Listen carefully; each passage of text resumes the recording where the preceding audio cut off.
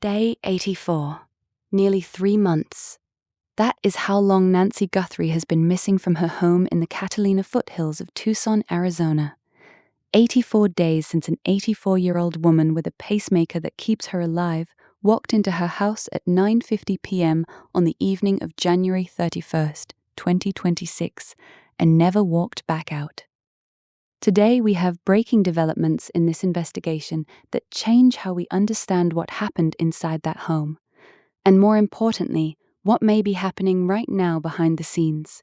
Subscribe right now because we are going to answer the one question that has haunted this case since the beginning, and the answer is disturbing. Let us start with what we know.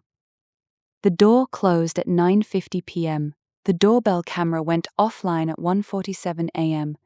Nancy's pacemaker stopped transmitting at 2:28:30 a.m. That is a 41-minute window, 41 minutes from when the last visible surveillance stops to when the device keeping her alive disconnects from the network. In a normal missing person case, that window means nothing.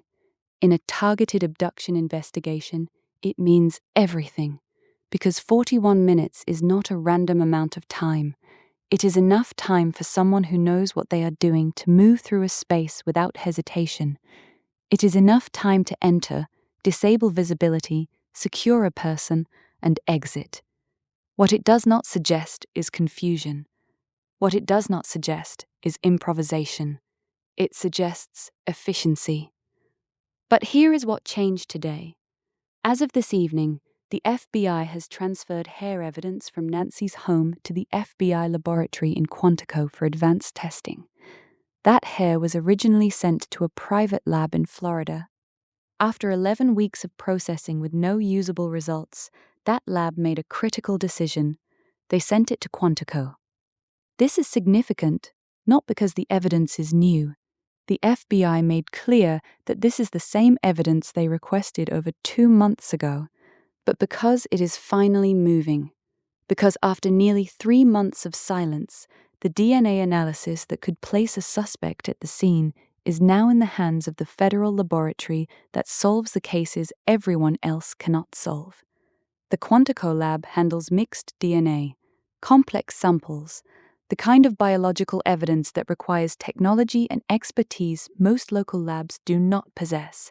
If hair from Nancy's home contains a match in the system, if that match leads somewhere, if the science does what it is supposed to do, this stalled investigation could move forward at a speed nobody has seen yet.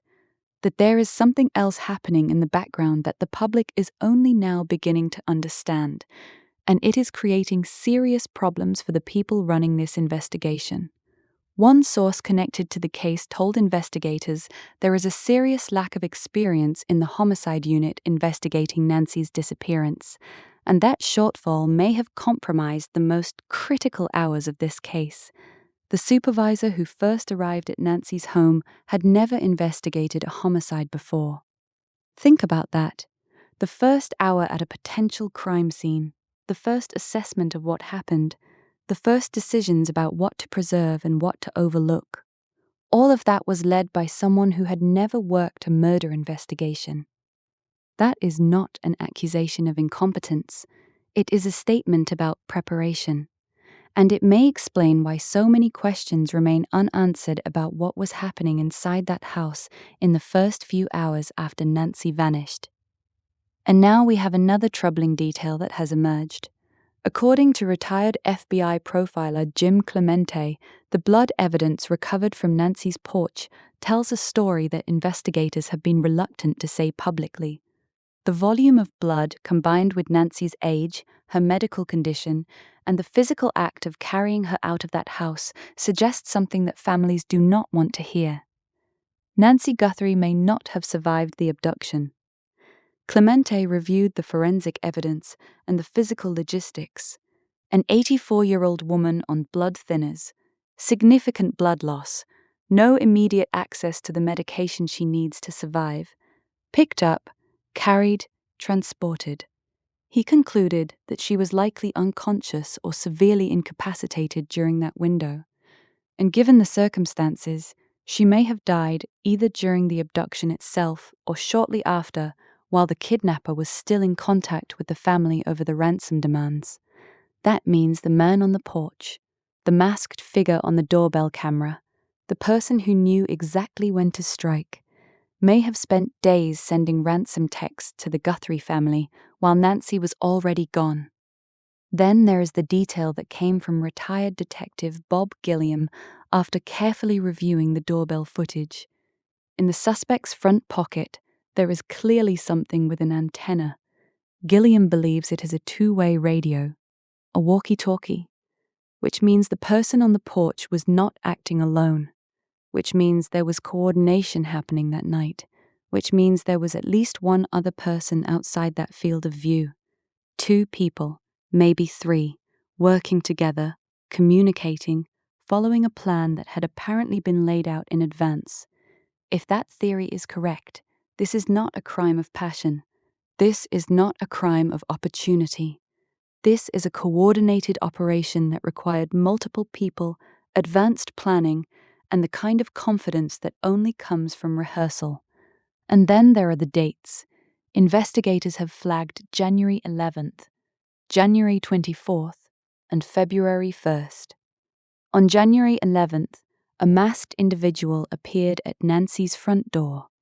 No forced entry, no attempt to break in, no signs of panic or hesitation, just a person showing up at the right place at the right time, seemingly knowing exactly what they were looking for. That was not necessarily an abduction attempt. That may have been reconnaissance, a test, a way of confirming that the plan would work when it was finally executed.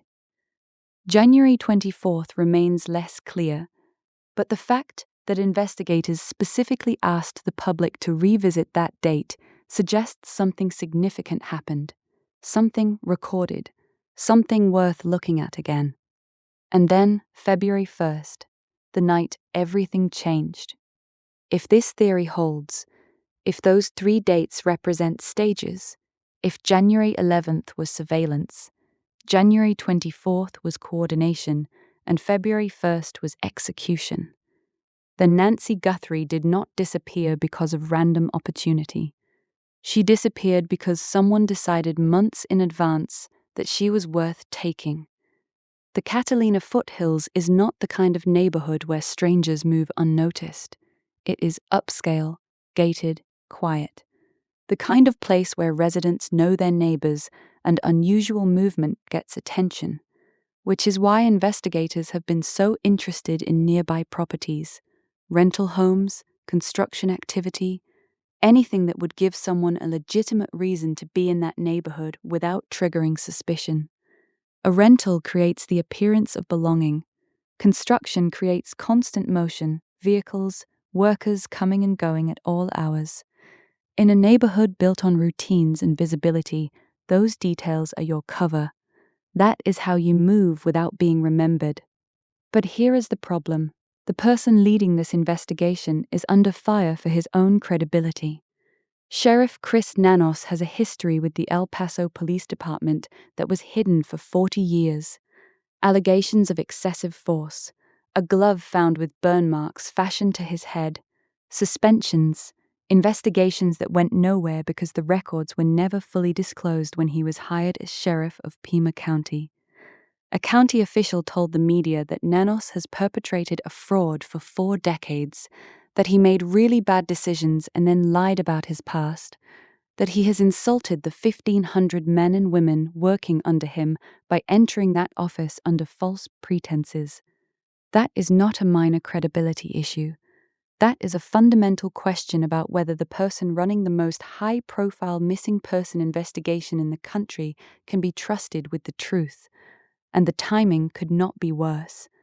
Because as the DNA evidence finally moves to the federal lab, as the investigation reportedly narrows, as sources suggest they are getting closer, the public is being asked to trust a sheriff whose entire history of honesty is now publicly questioned. Savannah Guthrie returned to the Today Show after a 2-month absence. She has been back at the anchor desk for 3 weeks now, reading the news, smiling, moving forward with the appearance of normalcy. But on April 15th, something happened on live television that made viewers pause. Savannah was teasing an upcoming interview with Anne Hathaway. Then suddenly, without explanation, she was gone. Hoda Kotb filled in for her. The interview continued without her. And when the show returned from a commercial break, Savannah reappeared as if nothing had happened. The show never addressed it. No explanation, no statement. Just Savannah back in her seat, like she had never left. Viewers who were following her mother's case immediately wondered, did she get an update? Did the investigation just break? Did someone finally get arrested? The answer remains unknown, because NBC did not explain what happened. Savannah did not explain what happened, and as of tonight, no development has been publicly announced, which means either nothing happened and it was just a scheduling issue, or something happened that has not yet been made public. And in a case this far along, every moment that an explanation has not been given makes both possibilities feel heavier. A man named Derek Kalela was arrested for sending fraudulent ransom texts to the Guthrie family. He claimed he saw the case on television and pulled the family's phone numbers from a cyber website. He sent demands for Bitcoin. He pretended to be the person holding Nancy. Kalela wasn't accused of Nancy's actual abduction. He is a copycat, a fraud. But his actions created a complication that made the investigation exponentially harder. Because now there are two different ransom communications, the ones from the real abductor and the ones from a criminal who decided to exploit the situation. And sorting out which is which demand is legitimate, which communication is worth acting on. That becomes a nightmare scenario for investigators, and Kalela's trial is set for June 23rd, which means between now and then, his case will continue to generate headlines, which means the Nancy Guthrie investigation will continue to exist in the shadow of someone else's crime. Here is what we can piece together from sources connected to the case.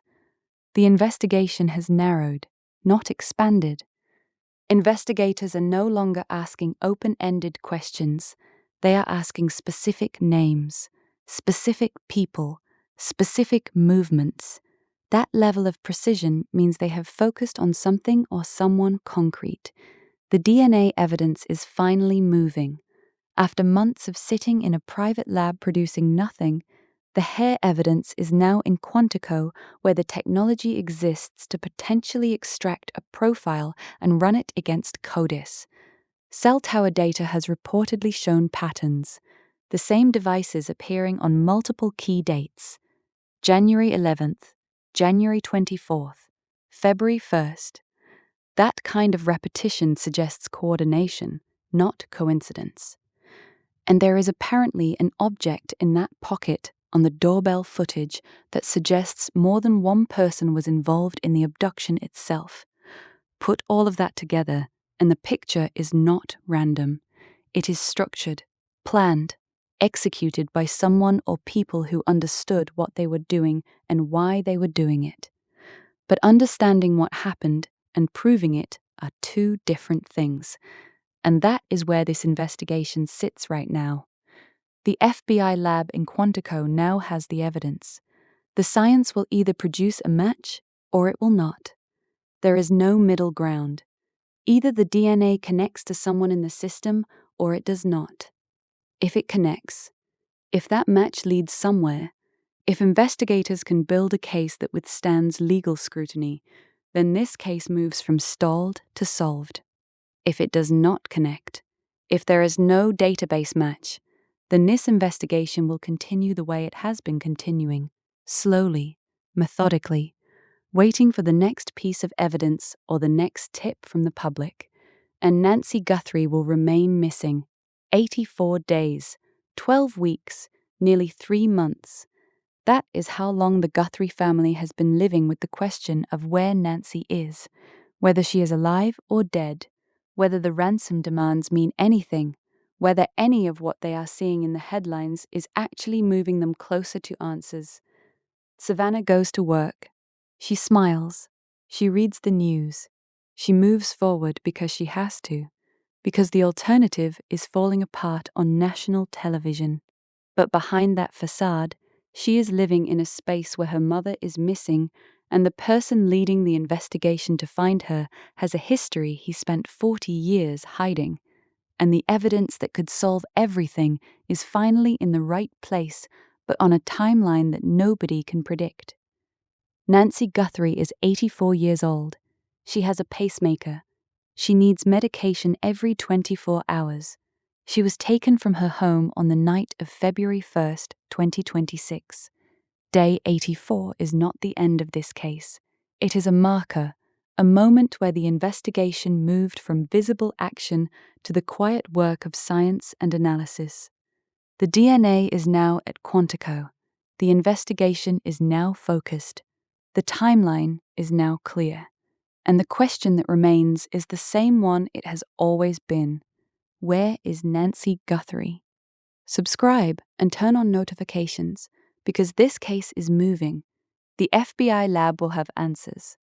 When they do, we will be here to tell you what they mean, because Nancy Guthrie's story is not finished yet, and neither are we.